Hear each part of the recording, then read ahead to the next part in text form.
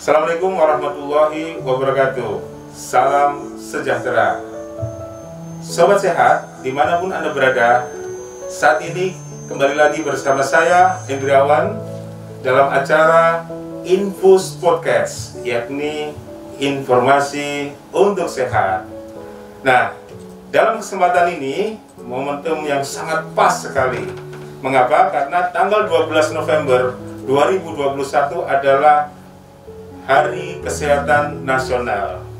Dan dalam kesempatan ini, Infus Podcast yang diprakarsai oleh PKRS, yaitu Promosi Kesehatan Rumah Sakit, akan menyajikan atau kupas tuntas terhadap kebijakan pimpinan di RSUD Tugurejo, Provinsi Jawa Tengah, yang mengusung tema Sehat Negeriku, Tumbuh Indonesiaku. Nah, dalam kesempatan ini telah hadir narasumber kita, yaitu Bapak Direktur, yaitu Dr. Haryadi Ibnu Junaidi, spesialis bedah. Assalamualaikum, Dok. Waalaikumsalam. Sehat, Dok? Alhamdulillah. Selalu semangat ini ya. Ya. Ya. Baik, ini hari Jumat berkah, saatnya berbagi informasi, Dok, terkait dengan Hari Kesehatan Nasional ini. Dan sebelumnya, yuk kita berikan aplaus yang meriah untuk beliau narasumber kita, yuk. Terima kasih. Nah, langsung saja ke topik HKN ini. Kami ingin tahu, Dok, apa saja yang menjadi pemikiran dokter dalam sambut atau support HKN ini. Silakan. Sahabat-sahabat yang setia dengan Infus Podcast, ya, perlu kita ketahui bersama bahwa HKN kali ini, yaitu tahun 2021, merupakan HKN yang kedua selama menghadapi pandemi. Ya. Tentunya kita bersyukur lah, ya, sampai bulan November ini kasus untuk pandemi sudah mulai turun. Bahkan di kota Semarang sekarang sudah level 1. Alhamdulillah. Sesuai dengan tematiknya HKN tahun ini adalah Sehat Negeriku, Tumbuh Indonesiaku. Ya. Kemudian di era pandemi ini juga terkait dengan HKN untuk ke-57 ini, ya, ada yang lebih diperhatikan, perlu diperhatikan oleh Bapak Ibu semua. Yang pertama adalah bersama membangun Indonesia lebih sehat. Ya. Apa yang dimaksud hal tersebut? Ya.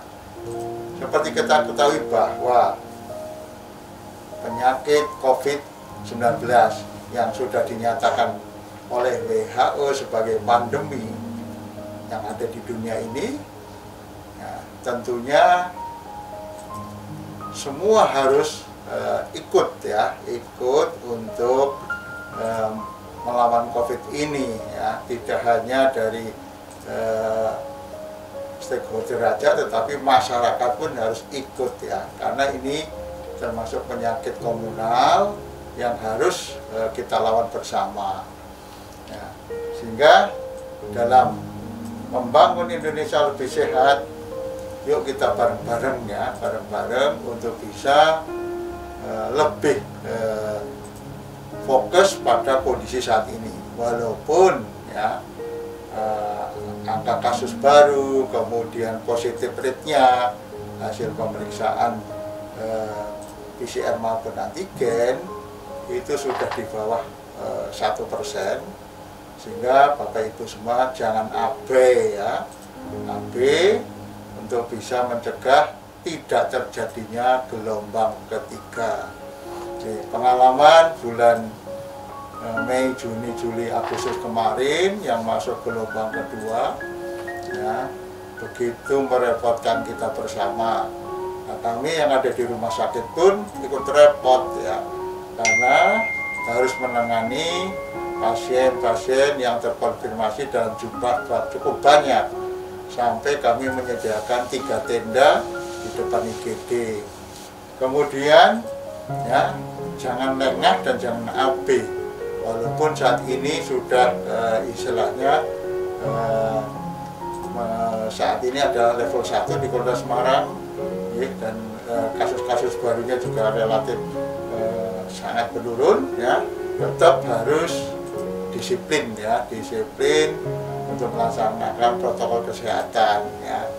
Kalau hemat kami, ya, lebih cenderung bahwa protokol kesehatan merupakan suatu kebutuhan, ya, kebutuhan bahwa di era pandemi ataupun kedepannya, ya, karena virus, ya, virus corona COVID-19 ini masih bersama di lingkungan kita, sehingga tetap, ya, jangan lupa menggunakan prokes, sehingga lebih tepatnya bahwa prokes merupakan kebutuhan kita, ya, sehari-hari. Seperti misalnya kehidupan sehari kita butuh makan sehari 3 kali, butuh yang lain, ya, otomatis satu kebutuhan, ya.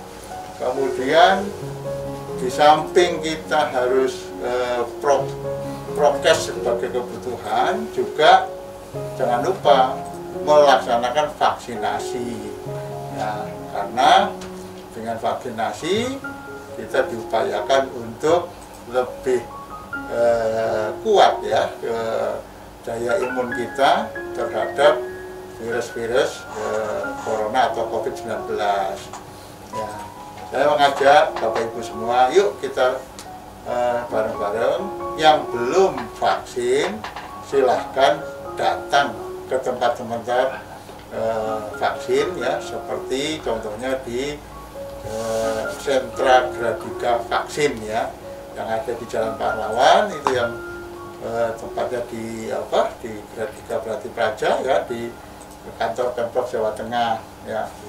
Itu akan dilaksanakan sampai akhir Desember 2021 dalam rangka untuk mencapai target vaksinasi di Jawa Tengah. Itu Mas Hendy. Oh, luar biasa, Dok.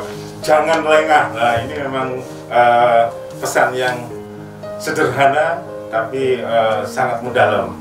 Nah, Dok, bagus juga tadi himbauan kepada masyarakat secara umum, artinya prokes harus dijaga, vaksinasi juga harus selalu dicanangkan, gunakan kesempatan sampai Desember ini.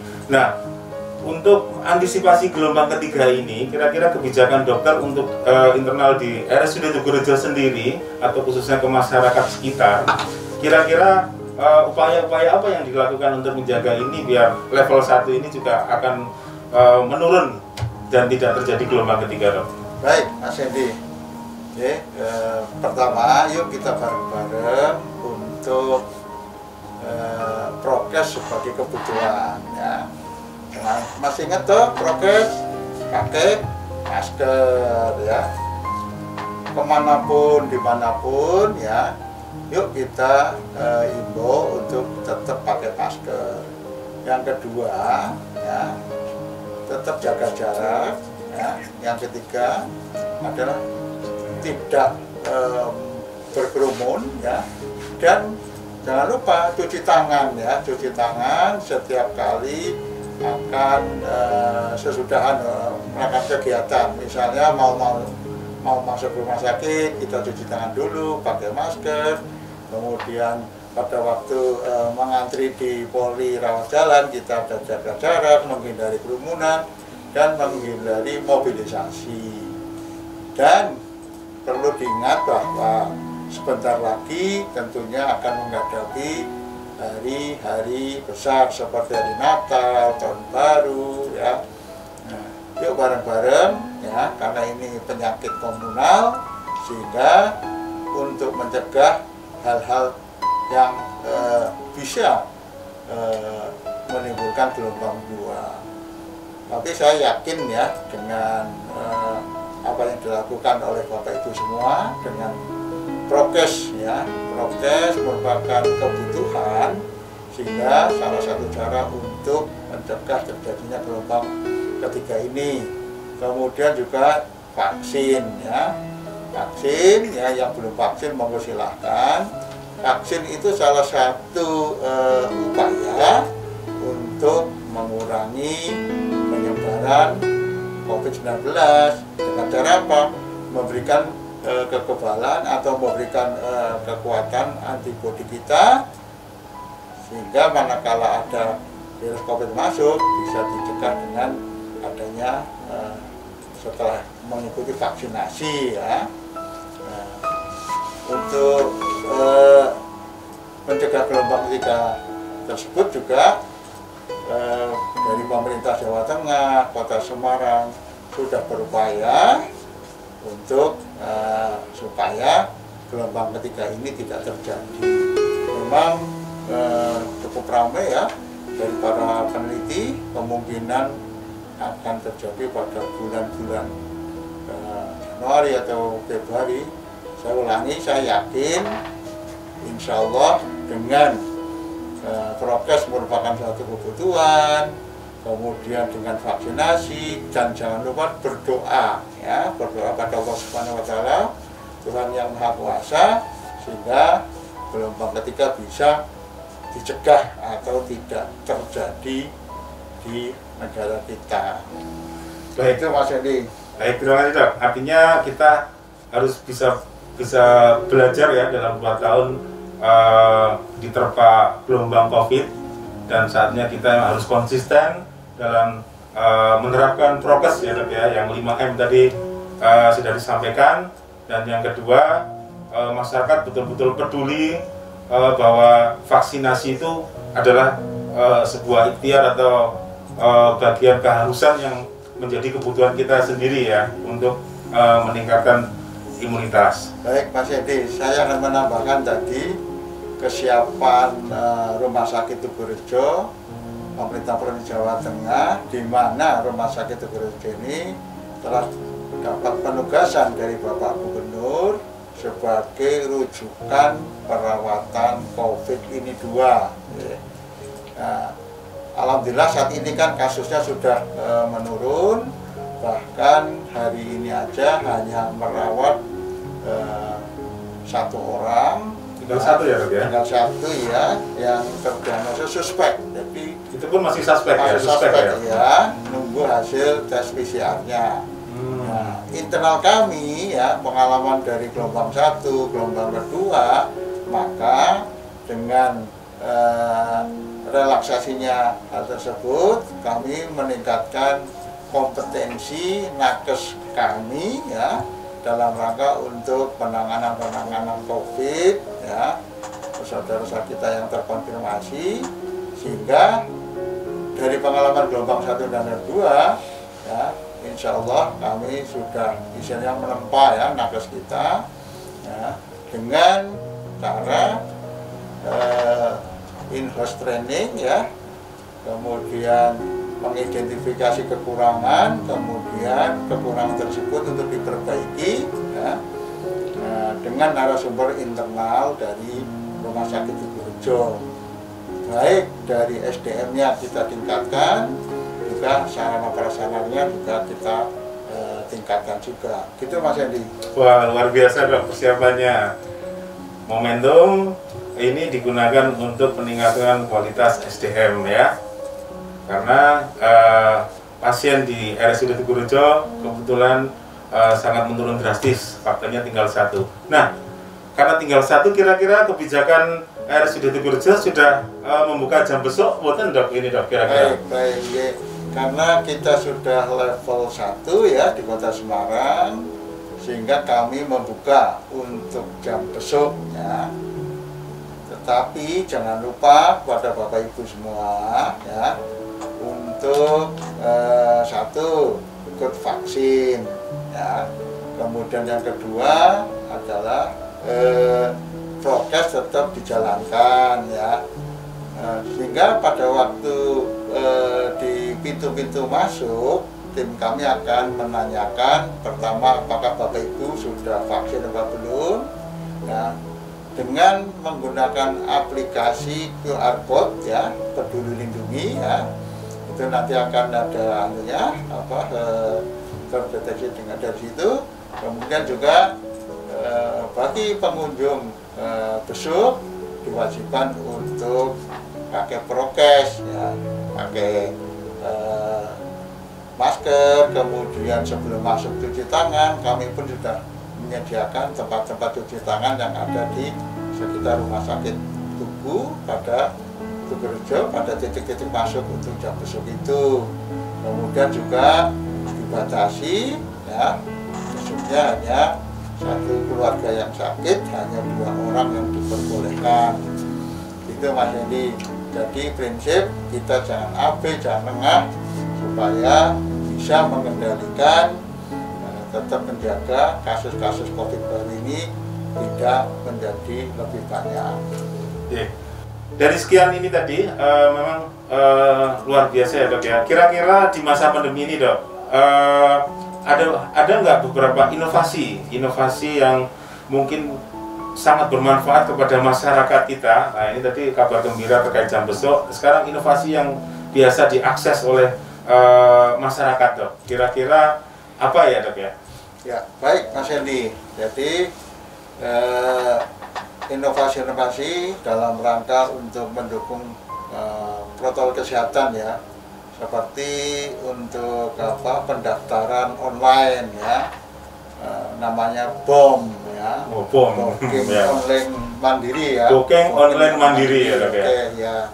Kemudian juga ada Dalang Kepo. Wah apa itu Dok, Dalang Kepo? Datang langsung ke poliklinik. Datang langsung ke poliklinik, berarti nggak perlu pendaftaran ya Dok ya? Jadi pasien-pasien yang sudah pernah dirawat, kemudian mau kontrol, tinggal pakai barcode, langsung bisa dilayani. Wah.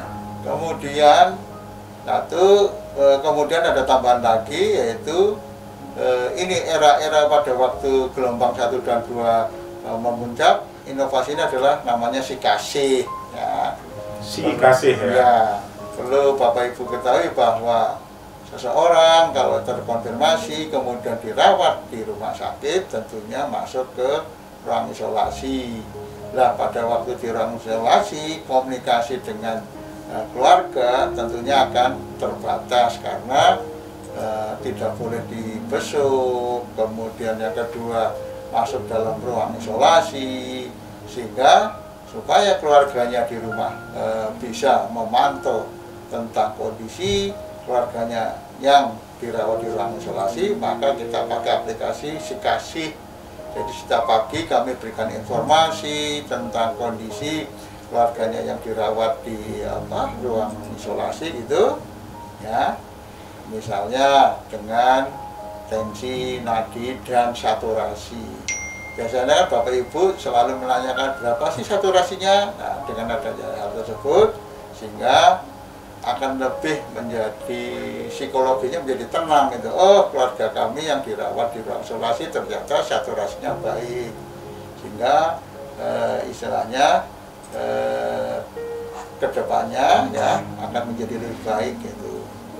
Kemudian juga ada ini inovasi baru, yaitu lapor segala ya. Ya.